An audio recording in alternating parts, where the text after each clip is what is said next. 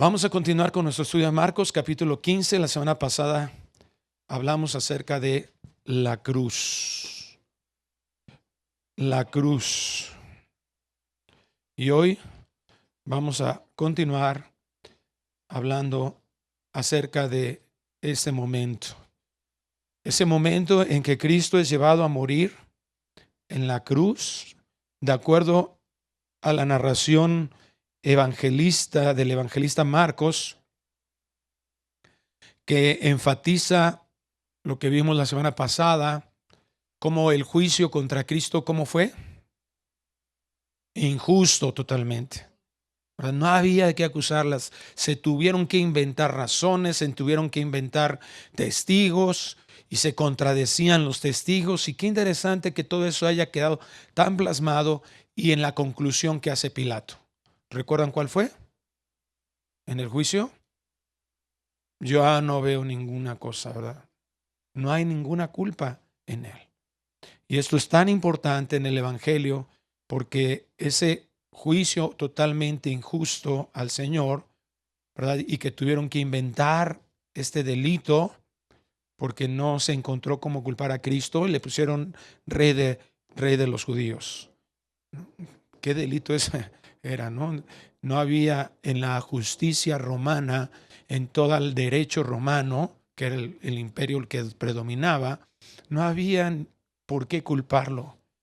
Y eso es lo que hace tan evidente la inocencia, que contrastó con los pecados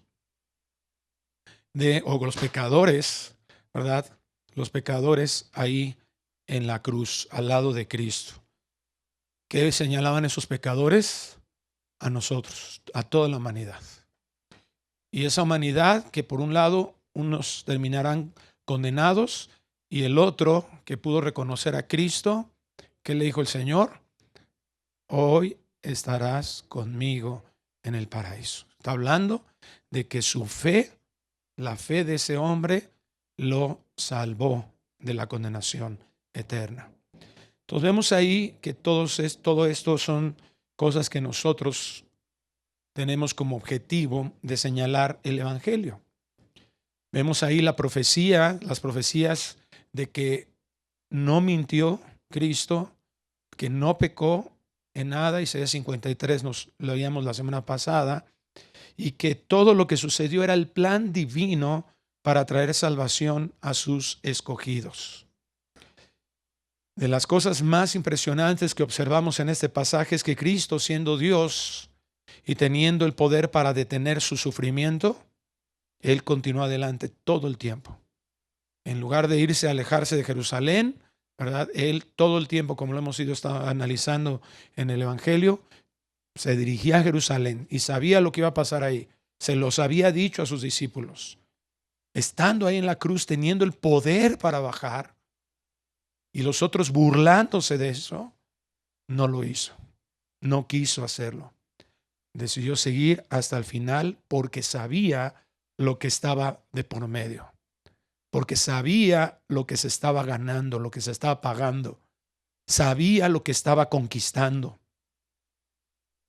Todos estos hombres que se burlaban de Cristo, y ellos decían, si se baja, creeremos. Les aseguro una cosa. Ni cuando resucitaron, ni resucitó Cristo, creyeron. Que fue más impactante que de que se bajara. ¿Por qué? Porque dice Efesios 2, 8 y 9, que por gracia sois salvos por medio de la fe. Esto no es de vosotros, es un don de Dios. Nadie puede salvarse a sí mismo. Y vamos a ver en un momento más cómo hubo quienes inesperadamente sí creyeron. Entonces, aunque Cristo hubiera bajado de la cruz, ¿verdad? Estamos seguros, no creerían tampoco. No, ¿por qué? Porque no entendían el propósito eterno. Esa es la condición caída del hombre que está incapacitado para creer a Dios, creer su palabra. Y llegamos ahí al versículo 33. Cuando llegó la hora sexta, hubo oscuridad sobre toda la tierra hasta la hora novena. Y a la hora novena Jesús clamó con fuerte voz, Eloí, Eloi lema sabactani, que traducido significa, Dios mío, ¿por qué me has abandonado? Algunos de los que estaban allí al oírlo decían, miren, está llamando Elías. Entonces uno corrió y empapó una esponja en vinagre y poniéndola en una caña dio a Jesús a beber diciendo, dejen, veamos si Elías lo viene a bajar. Pero Jesús, dando un fuerte grito, expiró y el velo del templo se rasgó en dos de arriba abajo. Viendo el centurión que estaba frente a él, la manera en que expiró, dijo, en verdad, este hombre era hijo de Dios. Vamos a orar, Padre. Te suplicamos que obres con misericordia sobre nosotros para entender el propósito por el cual fueron escritas estas palabras. Para que comprendamos el Evangelio, Señor, vivamos conforme a él y tengas misericordia de nosotros para que podamos convencernos de que tu obra fue tan hermosa y poderosa que nos puede librar nos ha podido librar de toda condenación, nos puede librar de la esclavitud del pecado y podemos ser victoriosos al pecado. Ayúdanos a comprender, Señor, qué es lo que sucedió ahí en esa cruz, en el contexto bíblico, y lo podamos valorar de esa manera. Te lo rogamos en el nombre precioso de Cristo Jesús. Amén. Dice aquí el evangelista que qué importante las horas que está estableciendo. Habla acerca de cuándo inició y cuándo Cristo expira, cuando Cristo entrega el Espíritu, ¿verdad? En el conjunto, los 4 evangelios hablan de la crucifixión y era importante porque la misma obra de Cristo Jesús estaba señalada desde la antigüedad. ¿Qué día era el día que estaba siendo crucificado Cristo? ¿Recuerdan? ¿Qué fiesta? La Pascua. Y había una indicación de cuándo se tenía que presentar el sacrificio, o el momento en que se tenía que matar al animalito, ¿verdad? Al cordero pascual. ¿Y saben cuál era la hora? Exactamente la hora novena. Por eso, en muchas iglesias cristianas se hace una celebración del Viernes Santo y ¿sabes a qué hora empieza? A las 3 de la tarde, porque las 3 de la tarde es lo equiparable para la hora novena. Entonces, esto era una señal importantísima. Estaban celebrando la Pascua, pero ellos no pudieron distinguir, ¿verdad?, que el sacrificio de Cristo estaba siendo señalado desde la Pascua judía, de la salida y la liberación de Egipto. Era solamente una señal y eso es muy importante que nosotros lo veamos. Si alguien presentaba el sacrificio pascual, pero no ponía su fe en lo que vendría en la obra de Cristo Jesús, entonces esa persona, su sacrificio no importaba, ¿verdad? Por eso la fe es la necesaria en nuestras vidas para todo lo que Dios quiere que nosotros hagamos. Entonces vemos aquí que llega la hora sexta y en la hora sexta se apaga la luz. No hay luz, hubo oscuridad. Imagínate que empiezan a haber acontecimientos importantísimos en el suceso de la cruz, que como nunca antes, esto no sucedió. Eso no sucedía normalmente cuando se crucificaba. Todos los enemigos de Roma que eran juzgados, los romanos eran expertos en hacer sufrir a sus enemigos. Eran expertos en torturar y la crucifixión está comprobada, es una de las más terribles muertes que un ser humano pueda tener. Entonces, no se iba la luz, no se oscurecía a las 3 de la tarde, pero en ese instante eso sucedió. Y a la hora novena Jesús exclamó con fuerte voz, Eloi, Eloi, lema sabactani, que traducido significa, Dios mío, ¿por qué me has abandonado? Pedro y Marcos, escribiendo este evangelio, tomaron en consideración estas palabras. Este grito de Cristo, esta exclamación, dice aquí con en fuerte voz, Él exclamó eso. Y repito, todos los que estaban ahí alrededor ni lo entendieron. Dice más adelante, ¿verdad? Está llamando a Elías. Vamos a ver si viene a ayudarlo, ¿verdad? En ese clamor. Imagínate qué oscuridad había tan terrible en el corazón de todos ellos. Pero lo que nos tenemos que preguntar en relación a este instante es que el Señor nos está mostrando qué fue lo que se pagó en la cruz. Para muchos solamente fue un sufrimiento físico. ¿Por qué estas palabras? Cristo le estaba reclamando a su Padre porque permitió que le clavaran esos clavos. Cristo le estaba reclamando al Padre porque permitió que estos hombres se burlaran de él y le pusieran hasta una corona de espinas, que lo latigaran. La respuesta es no. ¿Por qué no? Porque esto era necesario para el objetivo que Dios tenía. Regresemos a Isaías 53:6. Porque aquí, desde 650 años antes, se escribió estas palabras. Una narrativa tan clara. Algunos le llaman, para los judíos, que Isaías 53 es el capítulo prohibido. No lo leen, no lo quieren leer. Y cuando se los leen, yo ahora una vez vi a una persona que los estaba como entrevistando y les decía, oye, a ver, déjame leerte Isaías 53. Y les decían, ¿a quién crees que está narrando? ¿A quién se parecen estas palabras? Y los judíos nos hacían así como, pues a Cristo, ¿verdad? Porque es tan semejante. Mira, Isaías 53:6. Todos nosotros nos descarriamos como ovejas. Nos apartamos cada cual por su camino, pero el Señor hizo que cayera sobre él la iniquidad de todos nosotros. Fue oprimido y afligido, pero no abrió su boca. Como cordero que es llevado al matadero y como oveja que ante sus trasquiladores permanece muda, él no abrió su boca. Por opresión y juicio fue quitado, y en cuanto a su generación, ¿quién tuvo en cuenta que él fuera cortado de la tierra de los vivientes por la transgresión de mi pueblo, a quien correspondía la herida? Pues aquí Isaías está haciendo el planteamiento de la razón del sacrificio de Cristo. Cristo viene a sustituirnos porque era necesario que Él nos sustituyera. Aquí lo dice con palabras muy claras, ¿verdad? Porque nosotros nos descarriamos, porque nosotros nos apartamos y todas esas razones que está dando aquí, ¿verdad? Él, ¿verdad? Dice aquí que Él fue cortado. ¿Por qué? Por la transgresión de nosotros, de todo su pueblo.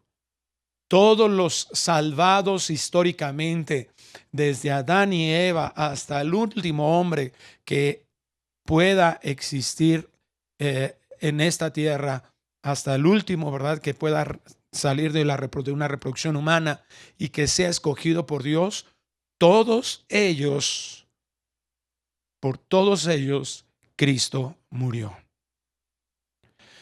Hay una discusión dentro de la iglesia de si Cristo murió por todos los seres humanos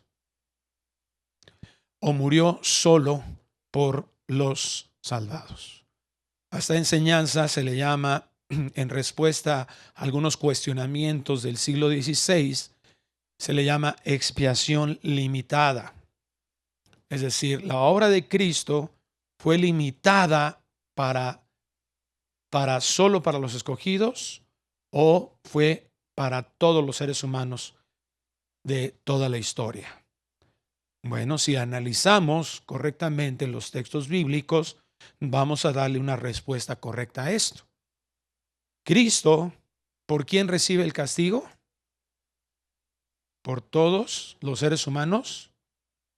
¿Aquí dice eso? Aquí dice todos nosotros. Primer punto. No dice toda la humanidad, que esto es importante. ¿Sí? Ahora, ¿implica toda la humanidad? Sí. Todos los seres humanos nos descarriamos. Todos nos apartamos por el camino. Ahora, la pregunta es, ¿todos los seres humanos van a ser salvados? No, ¿verdad? Esto es importantísimo. Y repito, vamos a verlo a la luz de la Escritura. Entonces, Cristo recibe el castigo que justamente los escogidos de Él merecíamos por el pecado. Nos sustituyó padeciendo un sacrificio que fue aceptado de forma perfecta, y la resurrección eso hace evidente. El sacrificio de Cristo fue aceptado por el Padre para que ahora, ¿verdad? Por eso resucita a Cristo. Pero ¿qué es lo que recibe Cristo ahí? Eso es lo importante.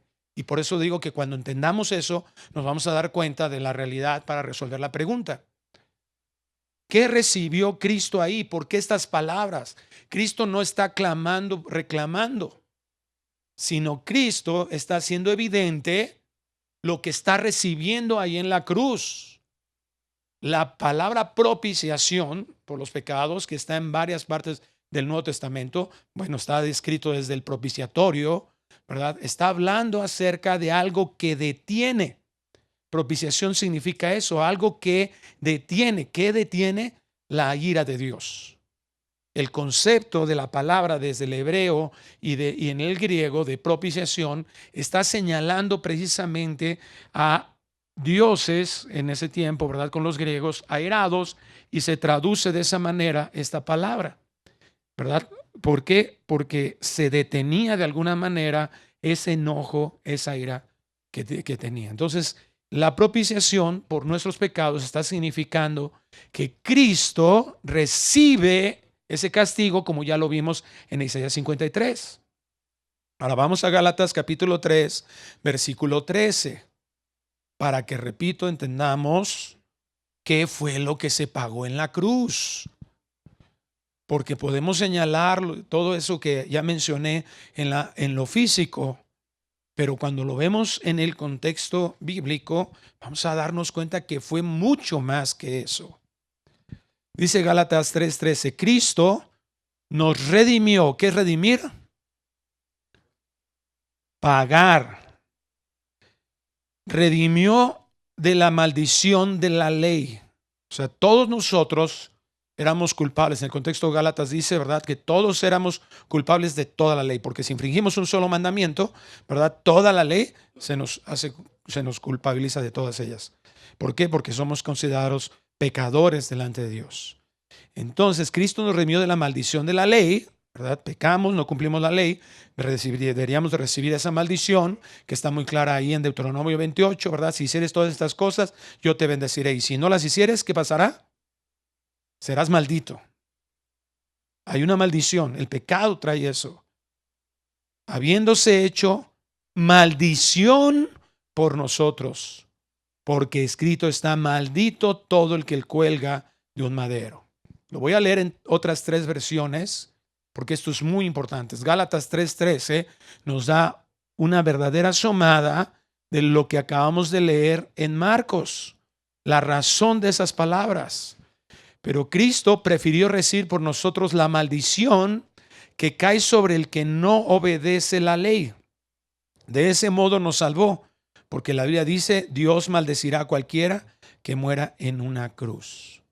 Nueva traducción viviente. Pero Cristo nos ha rescatado de la maldición dictada en la ley. Cuando fue colgado en la cruz, cargó sobre sí la maldición de nuestras fechorías. Y por último, palabra de Dios para todos. Cristo pagó para librarnos de la maldición de la ley y aceptó estar bajo maldición en lugar de nosotros. ¿Está claro lo que hizo Cristo ahí? Él recibió la maldición. Él recibió el castigo. Cristo pagó toda la deuda.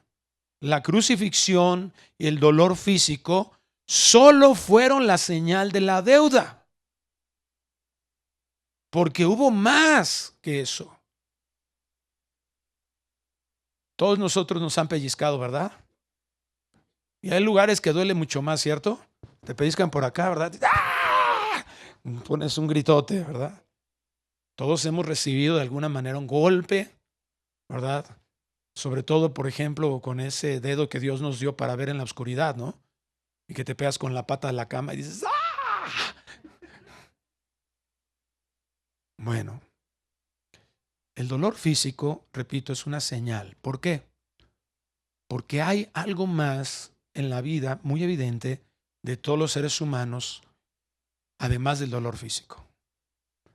A todos nosotros nos han traicionado. Y cuando te traicionaron, ¿quién te pegó?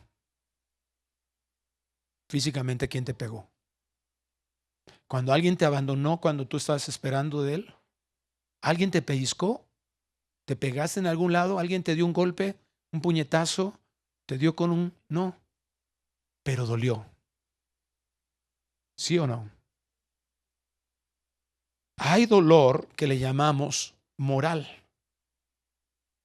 Hay dolor que la soledad puede traer y que lo percibimos claramente. Yo creo que esa es una de las razones por las cuales Dios, a la hora de regenerarnos, no nos glorifica todavía, para que entendamos lo que implicó a Cristo ese dolor.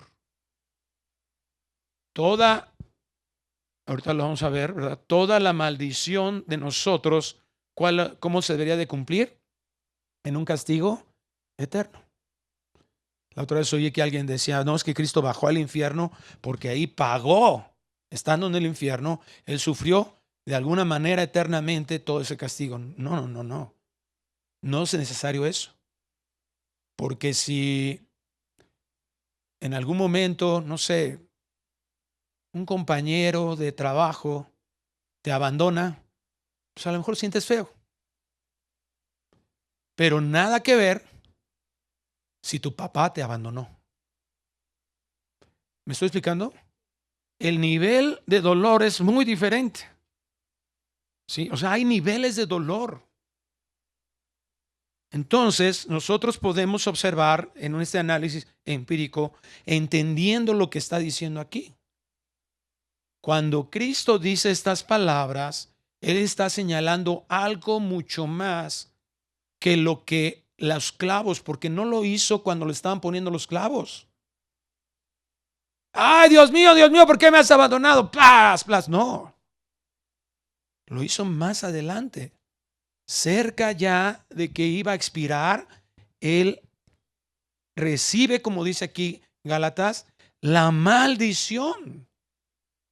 Todo el dolor del castigo que nosotros merecíamos cayó sobre Él. Isaías 53 lo leímos. El castigo, Él llevó todos nuestros dolores. ¿Cuál era ese dolor? ¿Verdad? La ira de Dios que debíamos nosotros haber recibido. ¿Y dónde se manifiesta esa ira de Dios? En el infierno. Todo ese abandono de Dios fue lo que pagó Cristo ahí. Porque tenía que pagarse. ¿Cómo es? ¿Cómo podemos tratar de entender esto? ¿Cómo podemos tratar de entender esa maldición? Bueno, a veces es bueno que podamos nosotros contrastar las cosas. Es decir, entendemos, por ejemplo, la palabra eternidad. Realmente nosotros no sabemos qué es la eternidad, pero sí sabemos lo que no es la eternidad. ¿Por qué? Porque nosotros estamos sometidos a tiempo y espacio. Sabemos lo que es el tiempo y el espacio, lo experimentamos. Y debido, aunque no sabemos realmente qué es eternidad, sí sabemos lo que no es. La eternidad es una dimensión donde no hay tiempo y espacio. ¿Me explico? Esa es nuestra definición de eternidad realmente.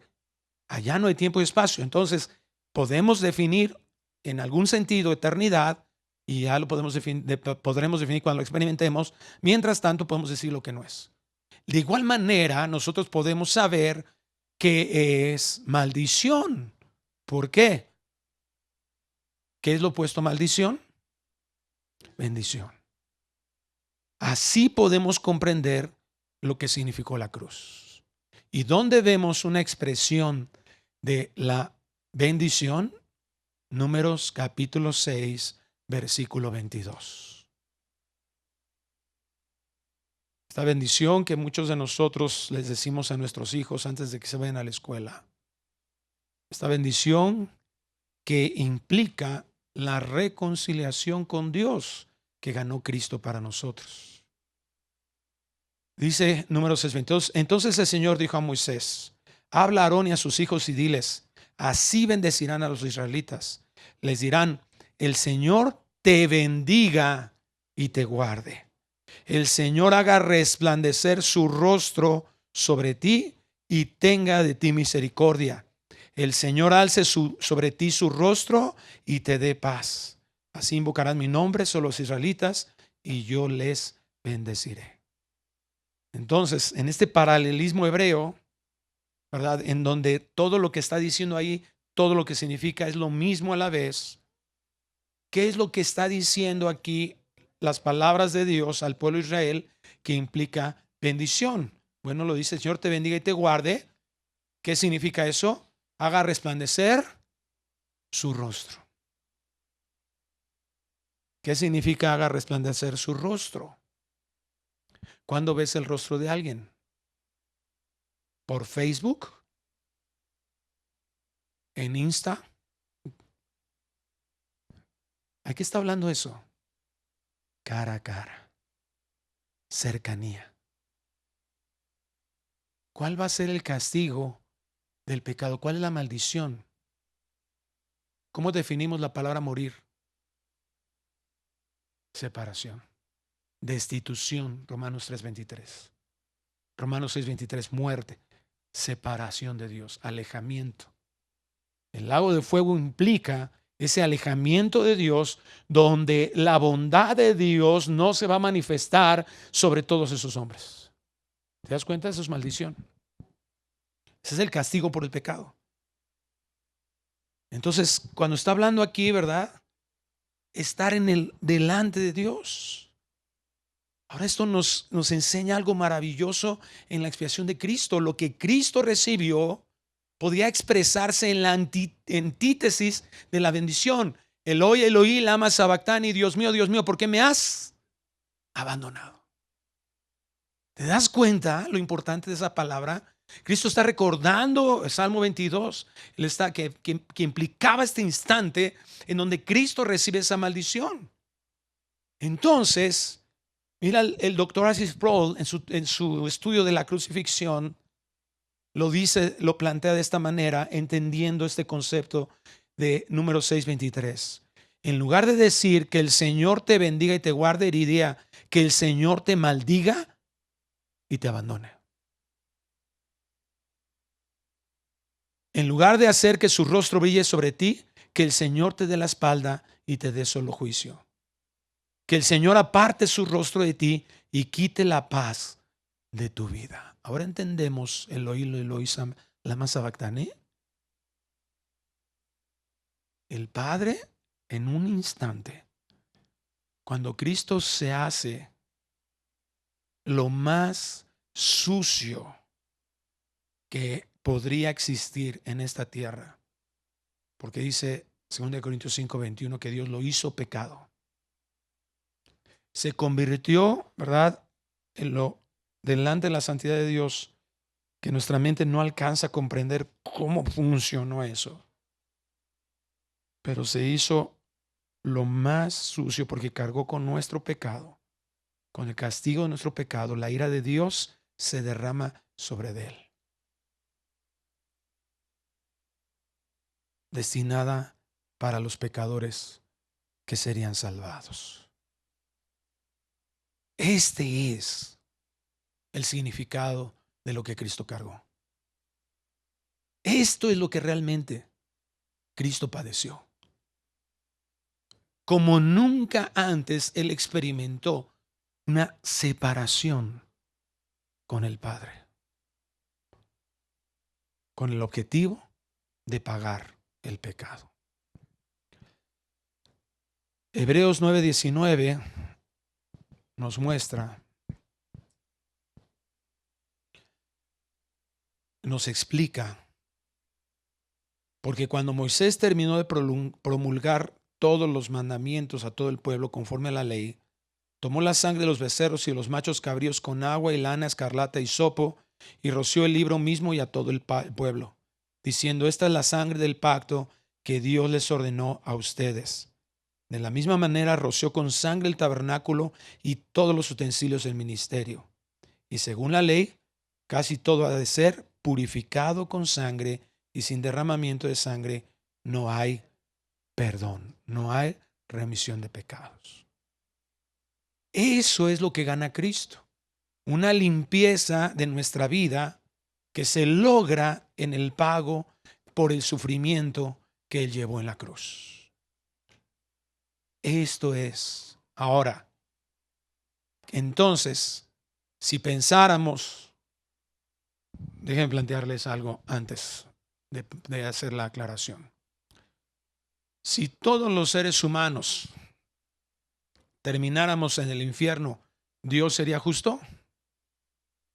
Sí, claro, porque ninguno va a pagar, ninguno pagaría algo que no debería, que debiera. ¿Sí? Ahora, si Dios salvara a todos los seres humanos, ¿Dios sería justo? ¿No? ¿Por qué somos salvados los seres humanos? Por gracia, ¿debido a qué? A que sobre alguien se derramó ese castigo. Alguien lo pagó. No fue un paguito ahí en abonos, no, fue el pago total. Por eso el sacrificio de Cristo se volvió perfecto, alcanza la limpieza. Ahora, la Biblia nos enseña que todos los seres humanos van a ser salvados. Entonces, si todos los seres humanos por nuestro pecado merecíamos el infierno y Dios decide no salvar a todos, sino salvar a algunos nada más por la gracia que ya mencionamos, ¿Dios está siendo injusto? No, porque todos los que van a terminar el infierno no van a recibir algo que no merecerían. Y todos los que alcancemos salvación en Cristo, ¿verdad? Por eso es en Cristo, salvación es debido a que Cristo lo pagó. Ahora hago nuevamente la pregunta: ¿por quién pagó Cristo? ¿Todos los seres humanos? No, porque si fuera por todos los seres humanos, entonces, ¿qué pagó Cristo? ¿Me estoy explicando? O sea, si Cristo pagó por los pecados de sus escogidos, si fuera para todos los seres humanos, entonces nadie terminaría el infierno. Pero eso no es lo que enseña la Biblia. La Biblia nos enseña en Apocalipsis que muchos van a ser enviados al lago de fuego a pagar por su pecado. ¿Estamos en lo correcto? ¿Por quién pagó Cristo? Eso es lo que significa la expiación limitada.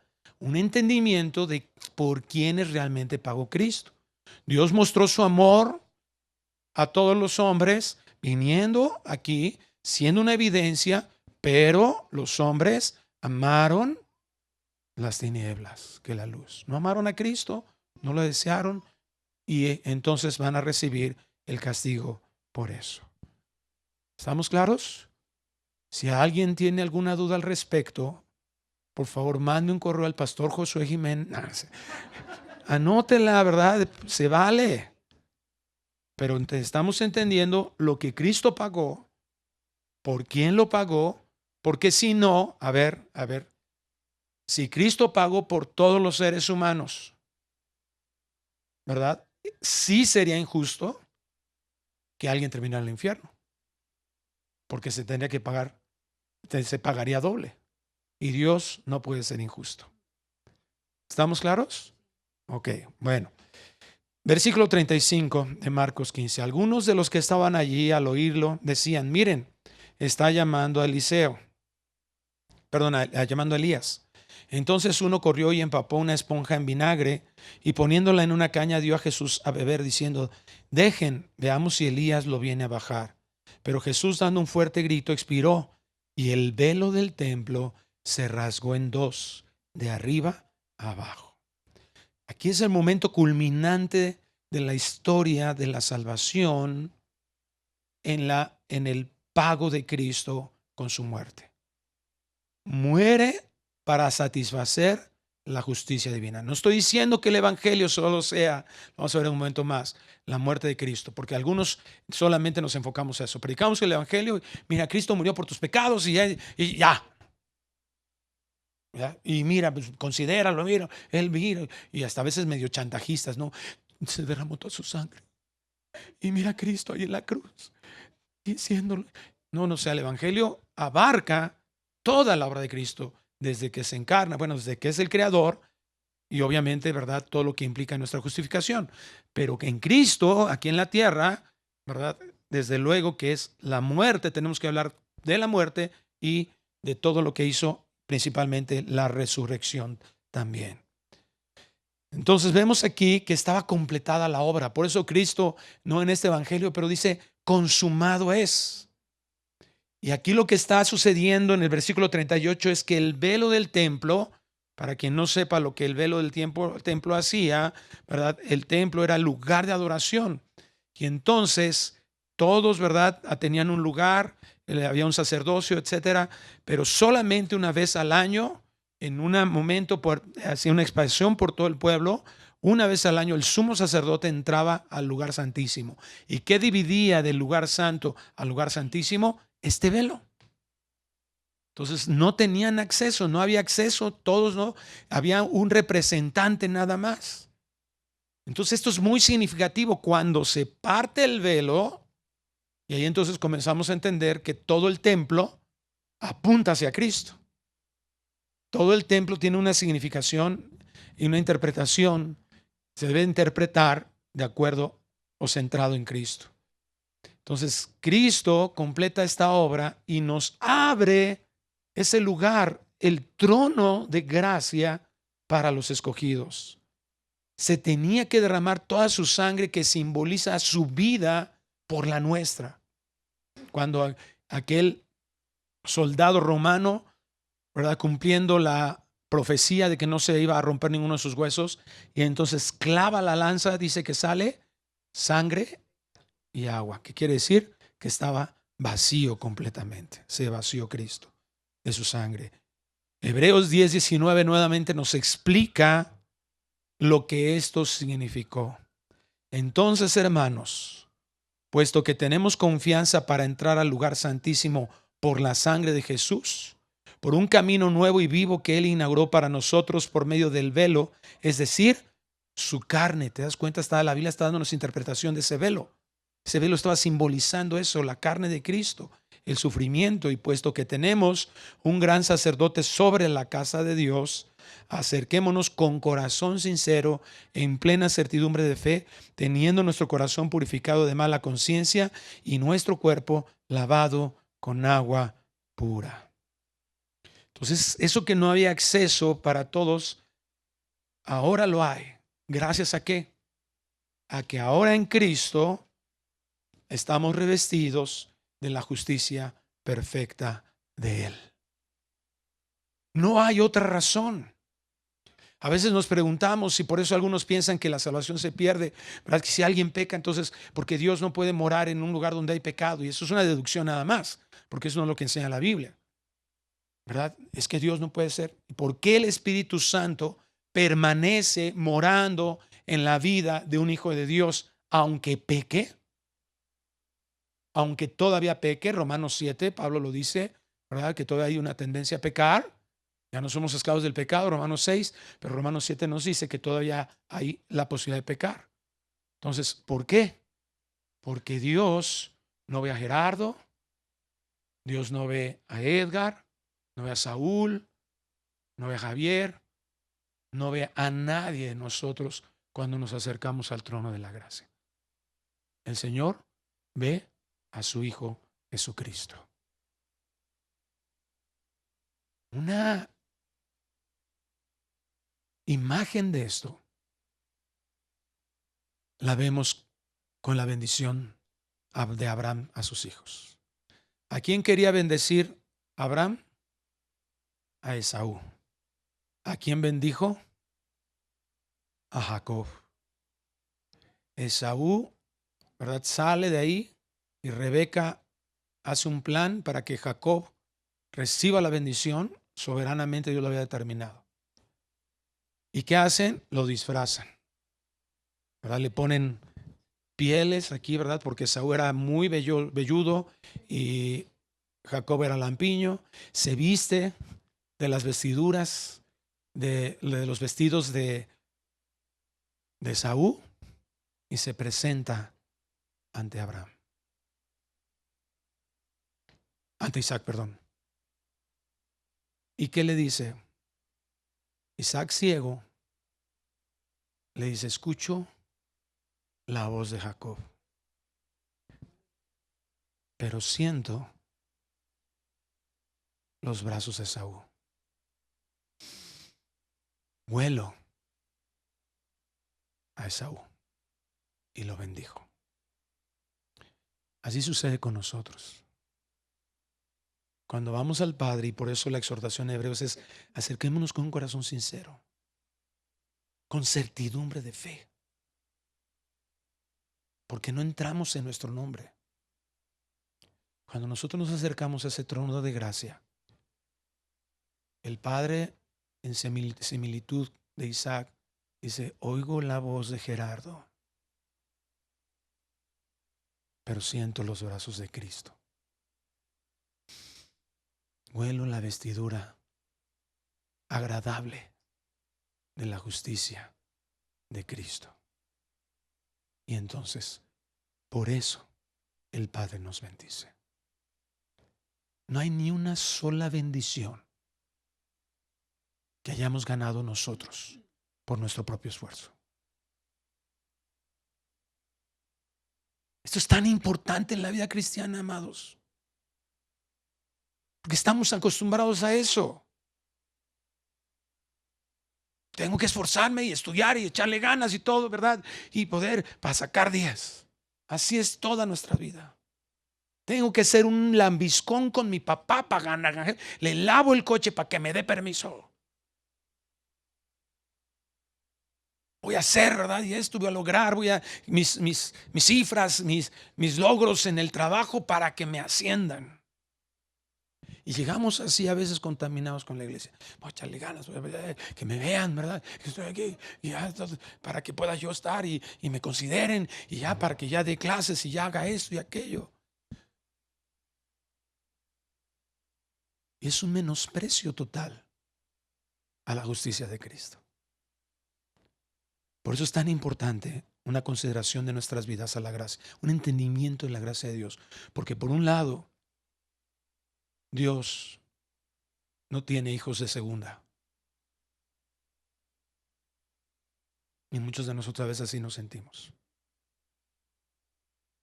Y estamos buscando un reconocimiento. Dios, en la gracia de Dios, no hay hijos de segunda. No hay alguien superior ni alguien inferior.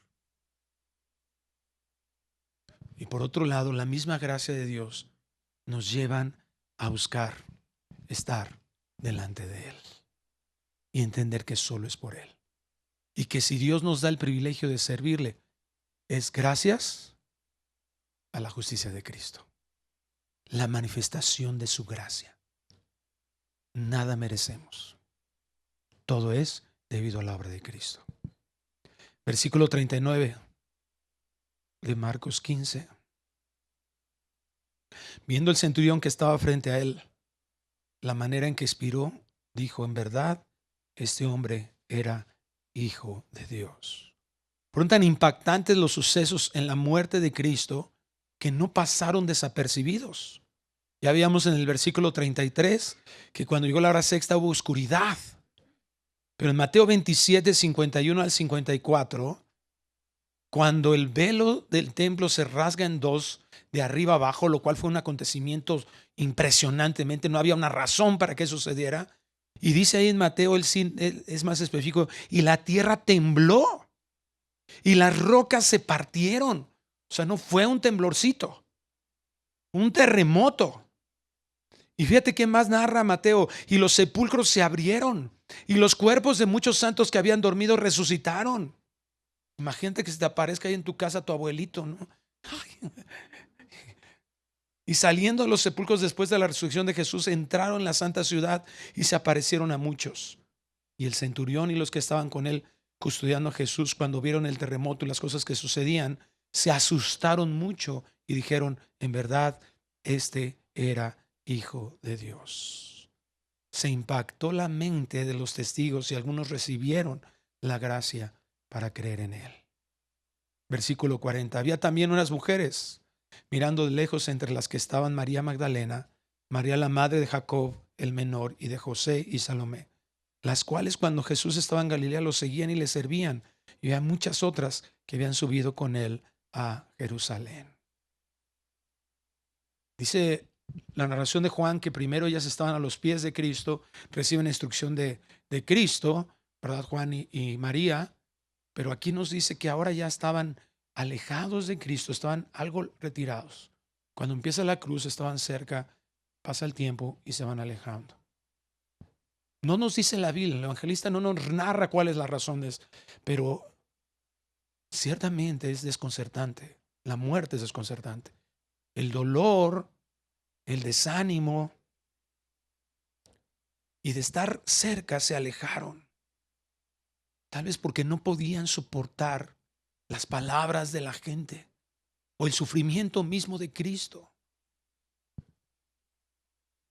Pero algo que es digno de reconocer es que ahí estuvieron presentes. Tal vez no comprendieron todo, pero porque cuando vemos en la resurrección vemos que están desconcertadas las mujeres. Pero como siempre, a pesar de que no entendían, a pesar del desánimo, a pesar del dolor, permanecieron fieles y leales al Maestro. Mujeres, no debemos de tener ninguna razón en nuestras vidas para no permanecer fiel y leal al Maestro, para no hacer lo que Él nos ha encargado. Vivimos en un mundo en que todos abandonan lo que Dios les ha encargado. Padres abandonando familias, madres como nunca antes. Se pierde hasta el afecto natural. Y estas mujeres son ejemplares.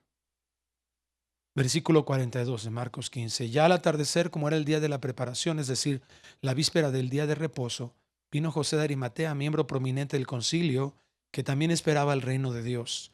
Y llenándose de valor, entró a donde estaba Pilato y le pidió el cuerpo de Jesús. Pilato se sorprendió de que ya hubiera muerto y llamando al centurión le preguntó si ya estaba muerto.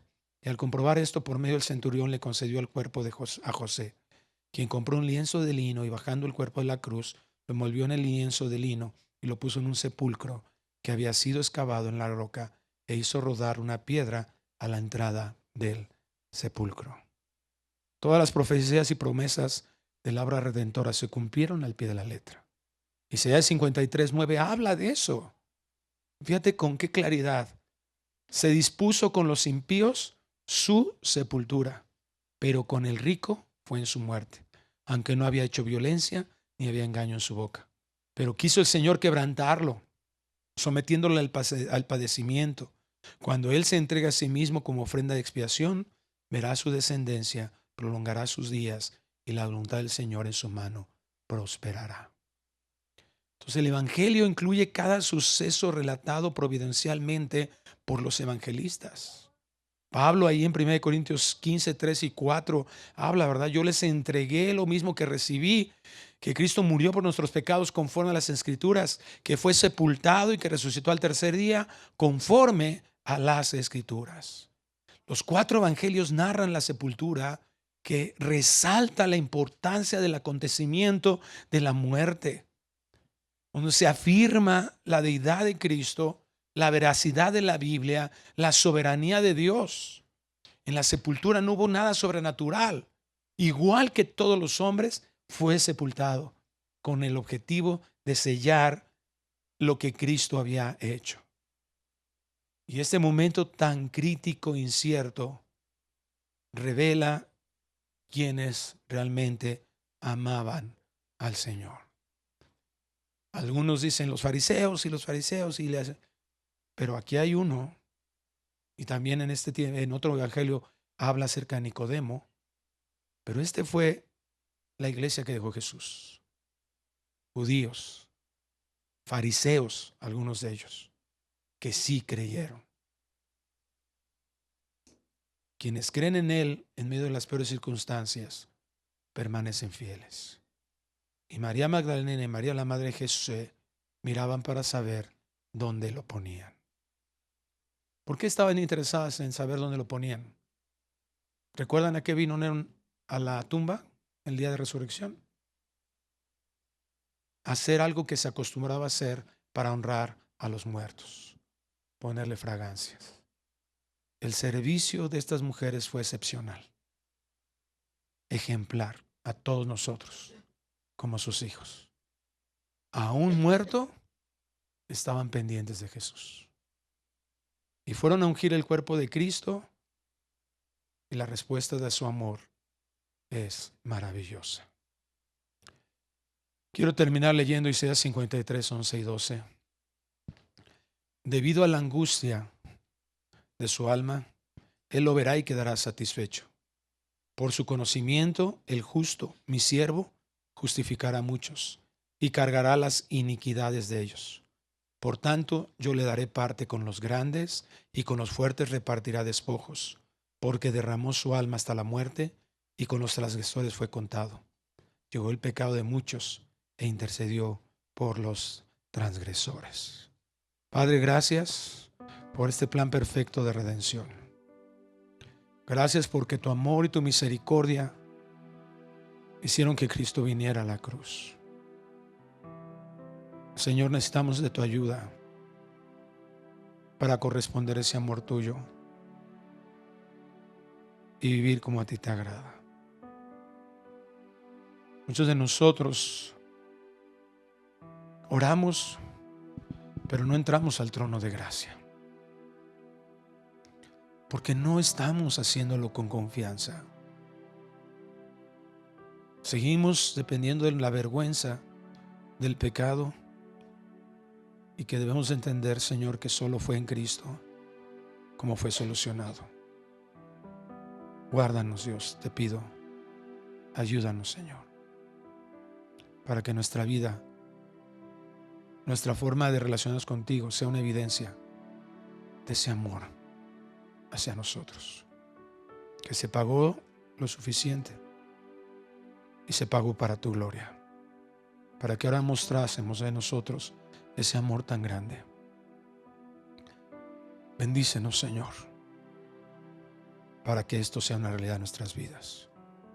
Que estas mujeres, estas fieles que estuvieron ahí, sirviendo a uno que representaba tu presencia aquí en la tierra, que fue tu cuerpo, estuvieron pendientes en todo momento. Ayúdanos a tener esa fidelidad y esa lealtad a ti, no al hombre, no a los hombres, sino a ti, para que permanezcamos haciendo lo que tú nos has encargado, siguiendo el ejemplo y tus pisadas de que tú no te quitaste, permaneciste, a pesar de las burlas, a pesar de que, por supuesto, tú no estabas de acuerdo con eso. Sin embargo, entendías cuál era el propósito. Guíanos, Dios, a eso te lo rogamos en el nombre precioso de Cristo Jesús. Amén. ¿Qué tal? Me da muchísimo gusto saludarles y quisiera simplemente comunicarles que gracias a todos ustedes a través de todas las naciones en el mundo que aman la palabra de Dios y que realmente están interesados en que nosotros como organización Vida Nueva para el Mundo continúe predicando el Evangelio de la gracia de Jesucristo, podamos nosotros continuar haciéndolo gracias a sus donaciones. Este año cumplimos 46 años de ministerio, 46 años donde hemos predicado, pensamos y consideramos de una forma fiel el Evangelio, la sana doctrina de Jesucristo. Nosotros con todas estas donaciones tenemos que sostener pastores, misioneros, obras, equipos de televisión y aún continuamos buscando la manera de poder elevar este ministerio. Hasta este momento, quiero que ustedes estén enterados, no tenemos una sola propiedad. Y así hemos trabajado durante 46 años porque le damos la importancia a la evangelización, a las misiones y también a los hombres de Dios para levantar más pastores. Le damos las gracias, que pueda Dios con su gracia tocar sus corazones y que puedan ustedes invertir en un terreno donde es fructífero, porque creemos que hemos producido bastante buen fruto para la gloria de Dios. Gracias por sus aportaciones y por las donaciones que sabemos ustedes continuarán haciendo para que podamos continuar siendo fieles en la predicación del Evangelio de la gracia de Dios. Que Dios les bendiga.